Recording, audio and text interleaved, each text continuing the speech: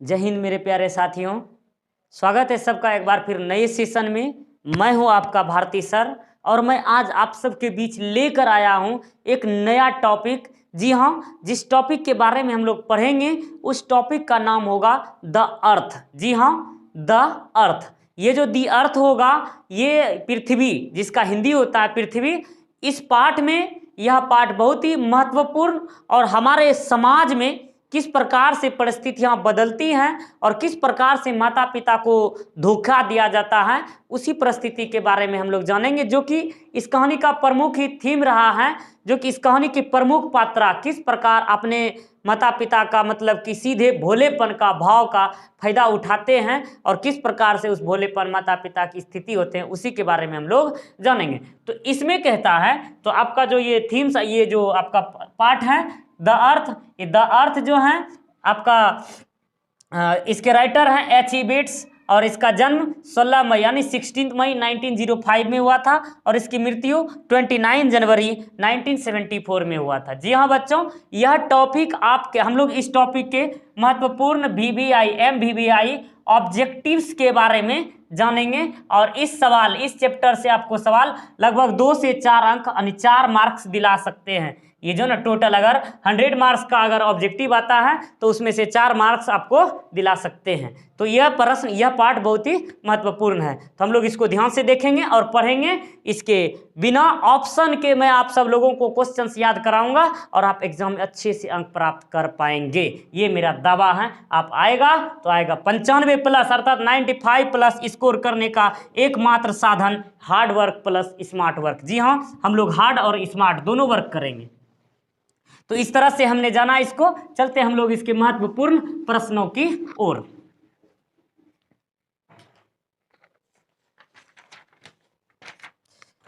तो इसमें से सबसे पहला क्वेश्चन लिखेंगे, क्वेश्चन नंबर फर्स्ट में इसको देखेंगे, ध्यान देंगे बच्चों। इसको कहते हैं विच टाइप ऑफ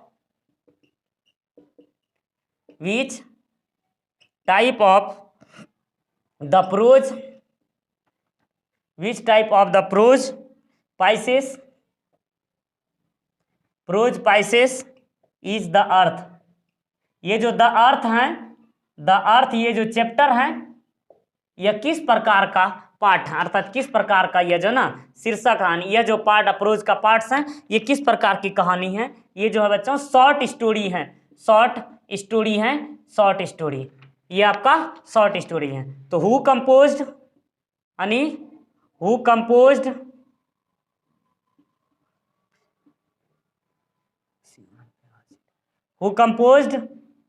द अर्थ। कहते हैं द अर्थ के लेखक कौन है, द अर्थ के लेखक कौन है। जी हाँ, द अर्थ के जो लेखक हैं, द अर्थ के लेखक जो है बच्चों उसका है Herbert Ernest bets. Herbert Ernest bets, अर्थात जिसको हम लोग H.E. बेट्स के नाम से जानते हैं, H.E. बेट्स के नाम से जानते हैं, H.E. बेट्स के नाम से इसको जानते हैं हम लोग, H.E. Bates. Herbert Ernest Bates यानी बेट्स इसका पूरा नाम हुआ। तो कहते हैं कि when was born on H.E. Bates. H.E. Bates का जो है ना जन्म कब हुआ था, H.E. बेट्स का जो जन्म कब हुआ था, कहते हैं H.E. बेट्स का जन्म कब हुआ था। जी हाँ बच्चों, H.E. बेट्स का जन्म 16 मई 1905 में हो गया था, 16 मई 1905 में हुआ था। क्वेश्चन नंबर 7 में when was died on H.E. Bates. H.E. Bates जो है इसकी मृत्यु कब हुई थी, H.E. बेट्स की मृत्यु जो हुई थी मेरे प्यारे बच्चों, कहते हैं कि 29 जनवरी 1974, 29 जनवरी 1974 में इसकी मृत्यु हो गई थी। और क्वेश्चन नंबर 5 में हम लोग देखेंगे, क्वेश्चन नंबर 5 में कहते हैं हु इज, जैसे कि H.E. Bates also worked for some time, अर्थात ये सिर्फ लेखक ही नहीं थे, ये आपने कुछ समय तक के लिए some time is an dash dash dash. कहते हैं कि H.E. बेट्स जो हैं अपने समय में केवल और केवल के सिर्फ लेखक के रूप में अर्थात कवि, लेखक और कवि के रूप में विख्यात नहीं रहे, बल्कि यह जो है ना एक जर्नलिस्ट के रूप में भी, जर्नलिस्ट अर्थात पत्रकार के रूप में भी इन्होंने कार्य किया हुआ था। एक बार मैं फिर से आपको रिवीजन करवा दूं। कहते हैं which type of the prose passage of the earth. The earth किस प्रकार के हैं? एक शॉर्ट स्टोरी है। इसके द अर्थ के कंपोजर कौन है? हर्बर्ट यानी हर्बर यानी यह हो जाएगा हर्बर्ट स्टर्न यानी Ernest, Herbert Ernest Bates, H.E. Bates कहते हैं हम लोग इसको। When was born on H.E. Bates. H.E. Bates का जन्म 16 मई 1905 में हुआ। When was died on H.E. Bates 29 जनवरी 1974 में। और H.E. बेट्स का जो ना मतलब कुछ समय के लिए इन्होंने जर्नलिस्ट अर्थात एक पत्रकार के रूप में भी कार्य किया हुआ था। कोई दिक्कत इसमें? कोई समझ में आ रही है? किसी प्रकार की दिक्कत होंगे तो आप लोग बोलेंगे, फिर से मैं इसको समझा दूंगा। चलिए आप लोग इसको लिख भी लिए होंगे। चलते हैं हम लोग अगले प्रश्नों की ओर। क्वेश्चन नंबर 6 में देखेंगे, आप लोग इसको फटाक से लिखते जाएंगे। Crash course. चलते हैं हम लोग क्वेश्चन नंबर 6 में।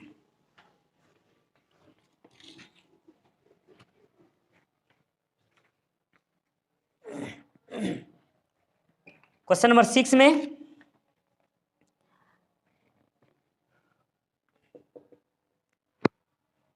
विच इज द, इसको लिखेंगे which is the main role, which is the main role of this story, this short story. कहते हैं इस शॉर्ट स्टोरी में किसका प्रमुख रोल है, अर्थात इस कहानी का नायक कौन है, अर्थात इस कहानी का नायक कौन है मेरे प्यारे बच्चों? इस कहानी का नायक जो है बेंजी हैं। जी हाँ, याद रखेंगे इस कहानी का नायक जो है बेंजी, इस कहानी का नायक है। क्वेश्चन नंबर 7 में देखेंगे कि Benji was the son of, Benji was the son of, Benji किसका पुत्र था? बेंजी जो था किसका पुत्र था? यहाँ आपका डॉट डॉट लिखेंगे। बेंजी जो था किसका पुत्र था? बेंजी जो था जॉनसन का पुत्र था, जॉनसन का पुत्र था। बेंजी जो था, बेंजी किसका पुत्र था? जॉनसन का पुत्र था। बेंजी जॉनसन का पुत्र था, जो कि जॉनसन जो था एक फार्मर था, और जो कि Johnson was a, Johnson was a dash profession, Johnson was a dash profession. Johnson का पेशा क्या था, अर्थात जॉनसन जो था पेशे से क्या था? जॉनसन जो था पेशे से एक फार्मर था, अर्थात इसका नहीं फार्मर अर्थात इसको अपनी भूमि को लेकर के बहुत ही गर्व था, और यह एक किसान था। इसके पास बैल भी था और बहुत सारे इसके पास चीजें थी, इसलिए इसको किसानी होने का इसको जो था ना मतलब बहुत ज्यादा मतलब घमंड कहिए, या इसको अपने आप पर खुद पर बहुत ज्यादा इसको गर्व था। क्वेश्चन नंबर 9 में कहते हैं, क्वेश्चन नंबर 9 में Benjy was a, Benjy was a dash boy. Benjy किस प्रकार का लड़का था? Benjy was a dash boy simple minded. जी हाँ, बेंजी जो था एक सिंपल माइंड का, एक सामान्य लड़का, सामान्य माइंड का लड़का था, और साथ ही साथ कनिंग था, कनिंग था, और साथ ही साथ सेल्फिश था। जी हाँ, बेंजी जो था कनिंग भी था, और सिंपल माइंडेड का सिंपल माइंडेड बॉय था, कनिंग था, और वह सेल्फिश था अर्थात स्वार्थी भी था। क्वेश्चन नंबर 10 में कहते हैं, क्वेश्चन नंबर 10 में Johnson was more interested, Johnson was more interested in his dash. Johnson को खेती बाड़ी के अलावा किन चीज़ों में अर्थात जॉनसन को जो ना सबसे ज़्यादा अभिरुचि जो था खेती करने में ही, सबसे ज़्यादा उसको अभिरुचि था फील्ड में ही, अर्थात खेती करने का उसको बहुत ज़्यादा शौक था, खेती करने का ही। तो हम लोग इस कहानी का कुछ थोड़ा सा स्केचिंग जान लेते हैं, हालांकि हम लोग इसको समरी में इसको पढ़ भी लिए हैं अच्छे तरीके से कि इसका क्या कहानी है। इसमें हम लोग प्रमुख महत्वपूर्ण ऑब्जेक्टिव पढ़ते हैं, फिर भी मैं आप सब लोगों को बता देता हूं। इस कहानी का सार यह है कि जॉनसन जो एक किसान है और इसका एक बेटा है जिसका नाम बेंजी है, जो कि बचपन से ही बहुत ही मतलब मंदबुद्धि का है। जब ये 12 वर्ष का हो जाता है तब इसको डॉक्टर के पास ले जाया जाता है और डॉक्टर इसको जो है ना मंदबुद्धि होने के कारण से बेंजी के पिताजी जॉनसन से पूछते हैं आपके पास खेती बाड़ी है, जगह है? तो डॉक्टर सलाह देते हैं कि इसको मुर्गियों का पालन का इसको शौक लगाइए ना, तब मुर्गी पालिए, धीरे धीरे ये ठीक हो जाएगा। ठीक वैसे ही कुछ होती है, मुर्गी पालन को लेकर के मुर्गी पालने के लिए दे दिया जाता है, धीरे धीरे इसको इंटरेस्ट यानी बेंजी को जो है ना इसके बेटे को इंटरेस्ट जगने लगती हैं उसको लेकर के। और मात्र 14 वर्ष की उम्र में वह स्कूल भी छोड़ देता है और स्कूल छोड़ने के पश्चात वो विशेष रूप से मुर्गी पर ध्यान देने लगता है। उससे अंडे, पहले 10 से 12 मुर्गियों को पालता था, अंडे का भी इसको ज्ञान होने लगा और अंडे से मतलब होने वाले रुपयों का भी इसको ज्ञान होने लगा। और अंडे को बेच करके रुपया इसकी माताजी जो था अलमारी के ऊपर में रखा करती थी और एक दिन वह जो है ना चुपके से उसको रुपये को धरते हुए देख लेता है। तब उसको उसकी माता बताती हैं कि जब वह 21 वर्ष का हो जाएगा तब उसको जो है ना बैंक यह पैसा जो है ना जो जमा करके रखती है या बैंक में जमा करती हैं और जब वह 21 वर्ष का हो जाएगा तो उसको पासबुक और बैंक इंटरेस्ट के साथ उसको वापस करेगा, ऐसा उसकी माता ने उसको बताती हैं। समय बीतता जाता है और बेंजी 21 वर्ष का हो जाता है, बैंक के द्वारा उसको पासबुक भी दे दिया जाता है, लेकिन पासबुक देने के साथ साथ जो ना विशेष परिस्थिति भी पलट जाती हैं। तो हम लोग इसके आगे और पढ़ेंगे। आगे क्वेश्चन लिखने के बाद पहले आप लोग लिखेंगे 10 क्वेश्चंस, फिर हम लोग आगे लिखेंगे। याद दिलाते रहो कि हम कहाँ छोड़े हुए थे कहानी को। इसके बाद क्वेश्चन नंबर 11 में हम लोग चलते हैं।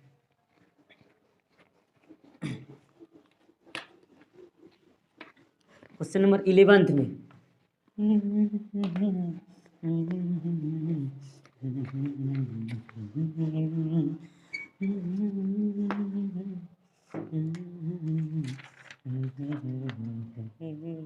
अच्छा हाँ, क्वेश्चन नंबर 11 में कह रहा था कि बेंजी लेफ्ट स्कूल, जैसे हमने पढ़ा बेंजी ने कितने वर्ष के आयु में Benji left the school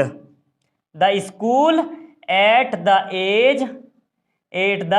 as of dash. कहते हैं बेंजी ने कितने वर्ष की उम्र में स्कूल को छोड़ दिया। जी हाँ, मात्र 14 वर्ष की आयु में उन्होंने स्कूल को छोड़ दिया। तो क्वेश्चन नंबर 12 में कहता है, क्वेश्चन नंबर 12 में where did Benji's parents took Benji, अर्थात बेंजी के पिताजी ने बेंजी को कहाँ लेकर जाते हैं। बेंजी के पिताजी जो हैं अर्थात उसके माता पिता जो हैं बेंजी को कहाँ लेकर जाते हैं, उसको डॉक्टर्स के पास लेकर जाते हैं। आलस भरे स्वभाव के कारण ऐसा हुआ है। अर्थात बेंजी के पिताजी हमेशा किसानी में व्यस्त रहते थे, यानी बच्चों की तरफ ध्यान नहीं जाता। और वह जब अचानक बड़े होने लगे तब उसको दिखने लगा, तब 12 वर्ष की आयु में उसको बेंजी के पिताजी माता पिता उसको डॉक्टर्स के पास लेकर के जाते हैं। क्वेश्चन नंबर 14 में बेंजीज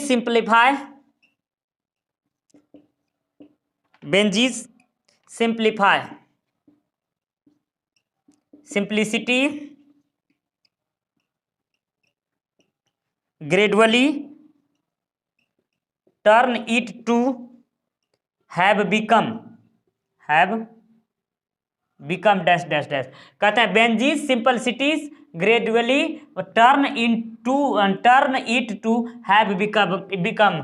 कहते हैं कि बेंजी का जो सिंपलिसिटी है ना, बेंजी का ये जो सिंपलिसिटी है यह आगे चल करके यह जो है ना किस स्वरूप में बदल जाता है। अभी बेंजी जितना साधारण सामान्य सा दिखता है ना, जितना सामान्य तौर पर यह 21 वर्ष से पहले दिखता है बिल्कुल सिंपल माइंडेड, लेकिन 21 वर्ष होते होते बेटा जवान हो जाता है, शादी ब्याह भी कर लेता है माता पिता के विचार के विपरीत, और उसको घर से आगे सोच सकते हैं उसको निकाल देता है। तो यही है, तो यही कहता है बेंजी जो है ना, बेंजी का जो अभी सिंपलिसिटी है, सामान्यता जो स्वभाव है वह धीरे धीरे चेंज हो जाती है। किसमें चेंज हो जाती है मेरे प्यारे बच्चों? क्वेश्चन 13 में इसका आंसर हो जाएगा कनिंग में। अर्थात धूर्त हो जाते हैं, धोखेबाज हो जाते हैं। यह बेटा जो है ना बड़ा होकर के धोखेबाज हो जाते हैं।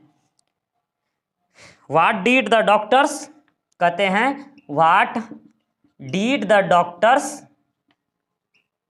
What did the doctors advise Benjy's parents regard Benjy's parents regard Benjy के पिताजी को डॉक्टर जो है बेंजी के संदर्भ में क्या सलाह देते हैं। अब तो डॉक्टर के पास बड़ा होने पर लेकर गया, आलस भरे माता पिता के आलस भरे स्वभाव के कारण से बेंजी 12 वर्ष तक वैसे रहा और अब उसको डॉक्टर के पास लेकर गया। डॉक्टर ने सलाह क्या देता है उसको, मुर्गियों को बीच में पालने की, अर्थात उसको जो है ना टू कीप्स हैन कहते हैं, टू कीप्स हैन, वह मुर्गियों को पालने का सलाह देता है, मुर्गियों के बीच में उसको रखने की सलाह, मुर्गी को लेकर के उसमें उत्साह जगाना चाहता है। क्वेश्चन नंबर 15 में देखेंगे, कहते हैं when Benji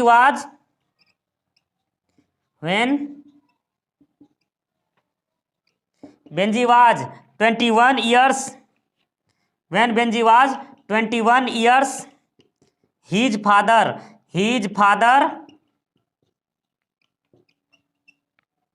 handed him a dash, कहते हैं जब वह 21 साल का हो जाता है, बेंजी जब 21 साल का हो जाता है तो उसके पिताजी क्या उसको थमा देते हैं। बेंजी जब 21 साल का हो जाता है, बेंजी जो है ना मतलब बेंजी को 21 साल में उसको पासबुक थमा दिया जाता है, बेंजी को पासबुक थमा दिया जाता है। अब देखिए ना क्या क्या होता है, बच्चा को पासबुक मिल गया है, अब बच्चा को पासबुक मिल गया है, बेटा जवान हो गया है, पासबुक मिलिए गया। अब होता यूं है कि जैसे इसको पासबुक मिलता है, पासबुक पर रकम लिखा हुआ था 150, अर्थात ये जो वहां की मुद्रा जो थी 150 से अधिक मुद्राएं वहां लिखी हुई थी, उसमें यह देख करके यह मन ही मन मुस्कुराया, बच्चा गदगद हो गया है, बच्चा जो है ना गदगद हो गया, मन में लड्डू फूट रहे हैं, इसको देख करके वह कुछ नहीं बोला और पासबुक लेकर के सीधा चला गया। इस स्थिति को देख करके जो है ना माता पिता का क्या हालत हुई वह तो माता पिता समझते हैं, अर्थात माता पिता हतप्रद हो जाते हैं, अचंभित हो जाते हैं। वही बेंजी हैं जो कि सामान्य दिमाग वाला था। 21 साल में इसको पासबुक मिला, बेटा का दिमाग चेंज होने लगा।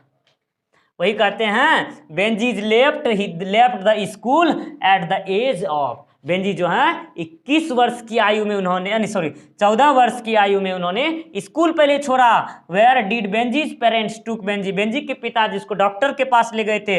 बेंजी का सिंप्लिसिटी जो है वह धूर्त में बदल जाता है। What did the doctors advise Benjy's parents regard, Benjy के रिगार्डिंग में बेंजी के पिताजी को क्या सलाह दिया था, मुर्गी को पालने का। व्हेन बेंजी जब 21 वर्ष का हो जाता है, उसके पिताजी उसको क्या थमा देते हैं, लो बेटा पासबुक, उसको पासबुक थमा देते हैं, पासबुक। आप लोग लिख लिए होंगे। क्वेश्चन नंबर 16 में हम लोग चलते हैं, क्वेश्चन नंबर 16 में।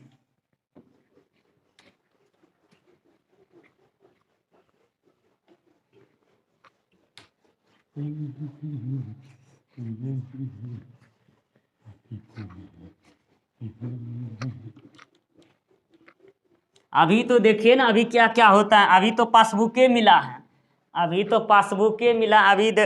देखते हैं क्वेश्चन नंबर 16 में। क्वेश्चन नंबर 16 में बेंजी कहते हैं हु वाज फ्लोरेंस, अब एंट्री होता है हु वाज फ्लोरेंस,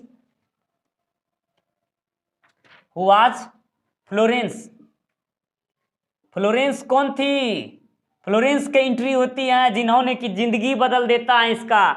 फ्लोरेंस जो है ना, फ्लोरेंस जो था एक मेड ऑफ द फार्म, हालांकि यह जो है ना पेशे से, अर्थात वह जो मुर्गी फार्म था ना, मुर्गी फार्म का साफ सफाई करने वाली थी यह, और इसकी आंखें जो थी ना बहुत ब्लू टाइप की थी, जो ना ब्लू टाइप नीले भूरे आंखों वाली थी, जो कि बेंजी के माता पिता को यह पसंद नहीं थी। क्वेश्चन नंबर 17 में देखेंगे। क्वेश्चन नंबर 17 में कहता है हु टू हुओम डिड, कहते हैं to whom did Benjy's Mary,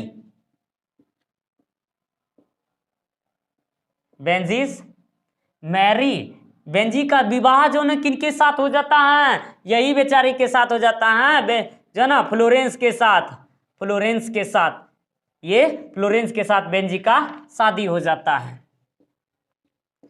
question number 18 में,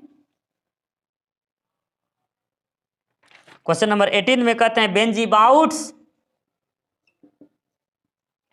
बेंजी बाउट्स द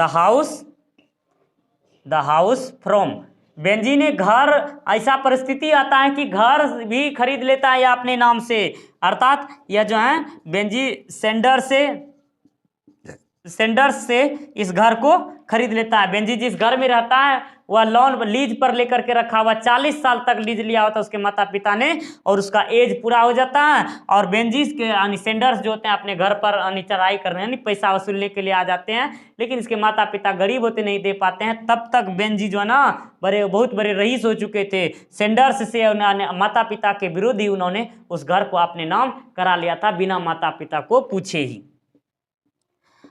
तो क्वेश्चन नंबर 19 में कहता है Benji understood about the, Benji understood about the business of dash, Benji ने किस बिजनेस के बारे में, बेंजी को किस बिजनेस के बारे में पूरा समझ हो गया था, बेंजी को किस बिजनेस के बारे में पूरा समझ हो गया था। जी हाँ, मुर्गी और मुर्गी के अंडे के बारे में जो है बिजनेस के बारे में पूर्णतः इसको ज्ञान हो गया था। क्वेश्चन नंबर 20 में कहता है कि he had the look of being, he has a look of being a simple hearted man as well as simple minded man is taken from, यह पंक्ति कहाँ से लिया गया है? जी हाँ मेरे प्यारे बच्चों, अब तो आप लोग इसको लिख भी लेंगे, यह पंक्ति कहाँ से लिया गया। यह प्रश्न जो है ना, मतलब ये सब जो मैं आपको प्रश्न बता रहा हूँ न जाने परीक्षा में कितनी बार पूछा जा चुका है, इसीलिए मैं आप सबके बीच एक जो है ना बूस्टर डोज लाया हुआ हूँ, जो कि आप सबके जो है ना मतलब ये स्पेशल डोज के रूप में यह कार्य करेगा, जो कि अच्छे नंबर से दिला सकते हैं, आपको दिलाएंगे। तो यही कहते हैं he had the look of the being simple hearted, अर्थात किसने यह कथन कहा था और यह कहाँ से लिया गया है? यह कथन जो है ना कहता अर्थात डॉक्टर ने उसको कहा था, दिखने में यह जो ना बहुत ही सिंपल सा हार्ट वाला आदमी दिखाई पड़ता है, और यह जो है ना कि बहुत ही सामान्य दिमाग वाला आदमी दिखाई पड़ता है। यह पंक्ति जो उसके डॉक्टर्स ने कहा था, अर्थात यह जो है मतलब कि उसके पिताजी ने भी ऐसा कहा था, फिर इसके पिताजी ने ऐसा कहा था इस तरह से, तब डॉक्टर ने उसको सलाह दिया था। हालांकि ये उसके पिताजी ने कहा था किसके बारे में? इज द टेकन फ्रॉम, तो यह जो है ना द अर्थ से लिया गया। यहाँ पूछा गया है बच्चों कि द अर्थ से इसको लिया गया है। कहाँ से लिया गया था? इसको द अर्थ से लिया गया है, द अर्थ से इसको लिया गया है। तो आप लोगों को यहां तक समझ में आई। फिर आगे लिखेंगे क्वेश्चन नंबर 21 में। क्वेश्चन नंबर 21 में देखेंगे मेरे प्यारे बच्चों, क्वेश्चन नंबर 21 में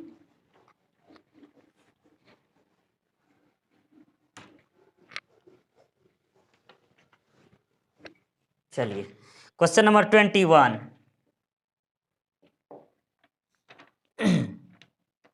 वेयर डिड बेंजी, कहते हैं where did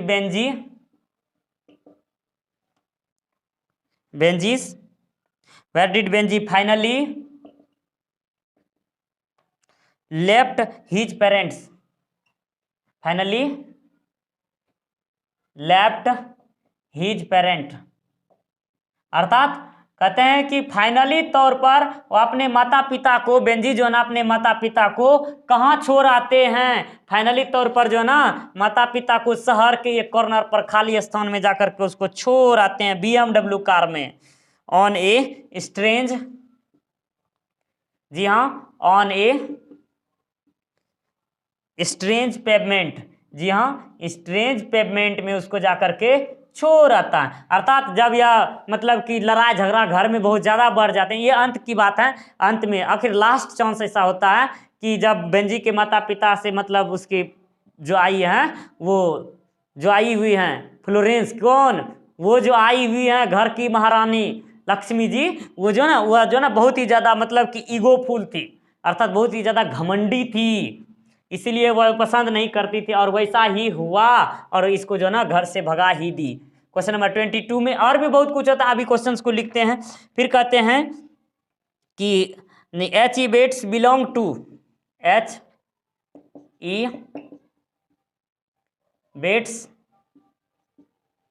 belongs to date date date. कहते हैं कि एच ई बेट्स कहाँ से बिलोंग्स करता था, एच ई बेट्स जो है बच्चों वो ब्रिटेन से बिलोंग्स करता है, ब्रिटेन से बिलोंग करता है, अर्थात वह ब्रिटेन से, H E Bates belongs to Britain, H E Bates जो है ब्रिटेन से बिलोंग्स करता है। वही कहते हैं Benji went to on dash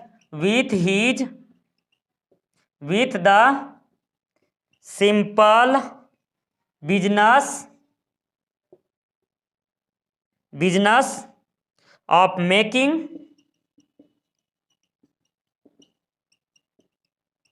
hens lay eggs।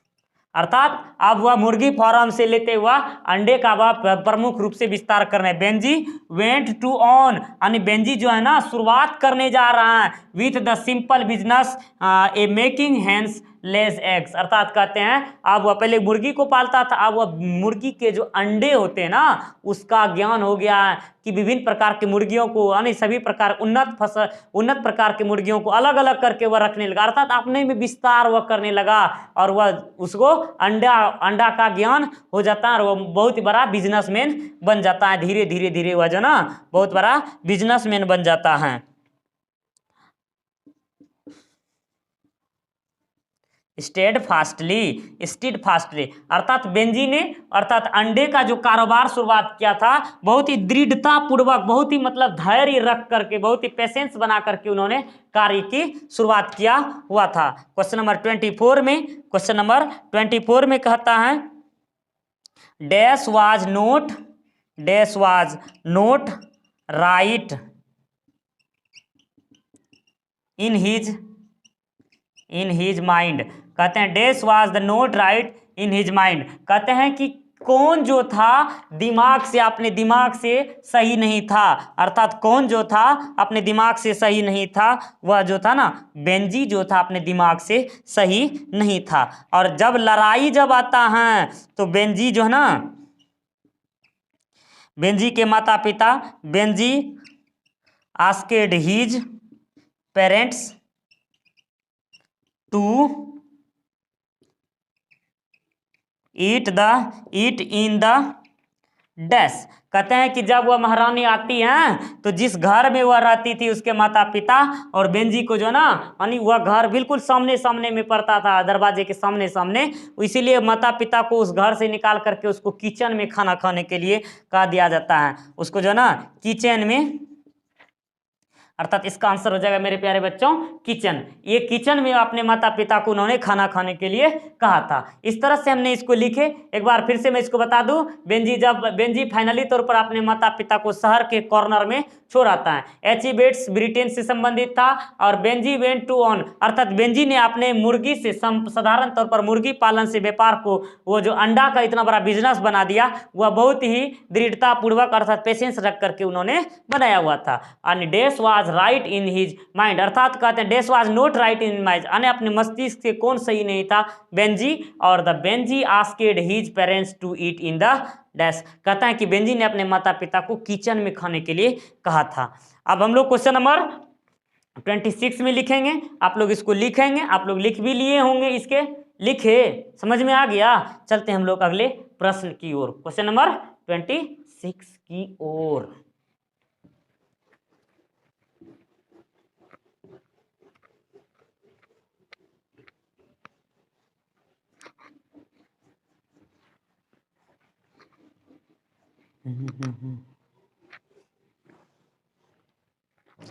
Question number 26 में कहते हैं Why did the Benji's parents dislike Florence? अर्थात कहते हैं कि बेंजी के माता पिता फ्लोरेंस को डिसलाइक क्यों करते हैं, फ्लोरेंस को क्यों डिसलाइक करते हैं। जी हाँ, बेंजी के माता पिता जो हैं फ्लोरेंस को क्यों डिसलाइक करते हैं? बिकॉज शी इज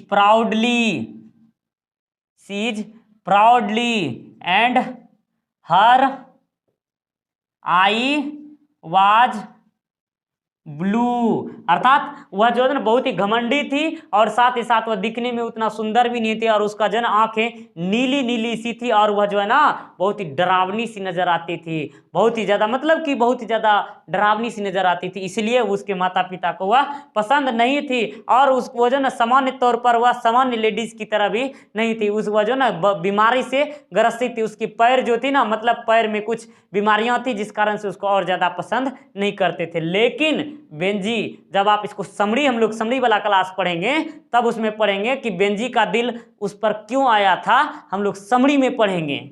तो हमने यहाँ प्रश्न को लिखे हैं, तो समरी में देखना ना भूलें आप लोग। समरी में ऐसा क्या बात है जो कि इसी से शादी करने के लिए ये जो है ना क्लीन बोल्ड हो जाते हैं, मर मिटने को लेते, यानी इससे शादी होने के लिए अपने माता पिता को भी छोड़ने के लिए तैयार हो जाते हैं। जबकि इसका पैर जो है ना बहुत ही ज्यादा मतलब डैमेज, मतलब वो है ये, अर्थात सामान्य नहीं है ये।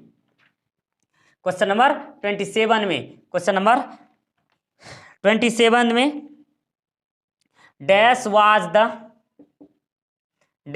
The real owner of the land. कहते हैं लैंड का वास्तविक ऑनर कौन था, अर्थात भूमि का वास्तविक ऑनर कौन था, यानी मालिक कौन था? सेंडर्स। जी हाँ, वह जो था ना सेंडर्स भूमि का मेन ऑनर था, भूमि का मुख्य रूप में उसका मालिक था सेंडर्स। क्वेश्चन नंबर 28 में कहता है कि because real honours of the land, अर्थात वह जो था सेंडर्स जो था उसका मालिक था मुख्य रूप से।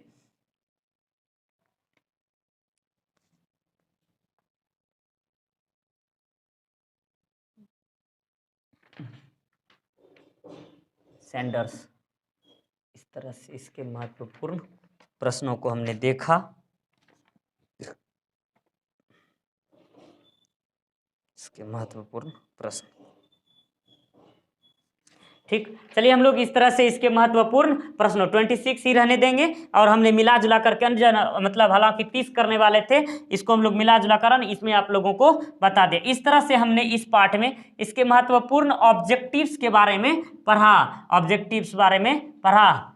अभी सुनो, अभी कहाँ जा रहे हो, अभी तो अभी कुछ आधा छोड़े हुए हैं। तो वह जो था ना 21 साल में मतलब उसको पासबुक मिल गया और उसके बाद फ्लोरेंस के प्रति उसका अट्रैक्शन बढ़ा। वह मैड जो थी ना, मतलब वह किचन का साफ सफाया करती थी, मतलब उसका मतलब जहाँ मुर्गी पाला जाता था उसका झाड़ू पोछा क्या करती थी, साफ सफाया। उसी दौरान कुछ ऐसा मतलब उन्होंने दृश्य को देखा जिसको देख करके जो ना अपने अंदर में जो ना अपने अंदर के पेशेंस को वह काबू नहीं रख सका। हालांकि वह बड़ा भी हो गया था और धीरे धीरे सब कुछ समझने भी लगा था। और फ्लोरेंस के बारे में बताया कि वह जो थे ना बहुत ही ज्यादा घमंडी भी थी और उसकी आंखें नीली नीली थी और भी शारीरिक रूप से वह ग्रसित थी, जो कि माता पिता को पसंद नहीं था। लेकिन सबके विपरीत उन्होंने उनसे शादी किया और शादी के पहले दिन वह जब जाती हैं तो सबसे पहले बेंजी जो है ना मतलब अपने माता पिता को अपने जो मतलब अब तो बेंजी का अपना घर हो गया ना, सेंडर से खरीद लिया है, तो जिस घर में माता पिता रहता था वह सामने पड़ता था, उनसे वह हट करके उसको जो है ना सबसे पहले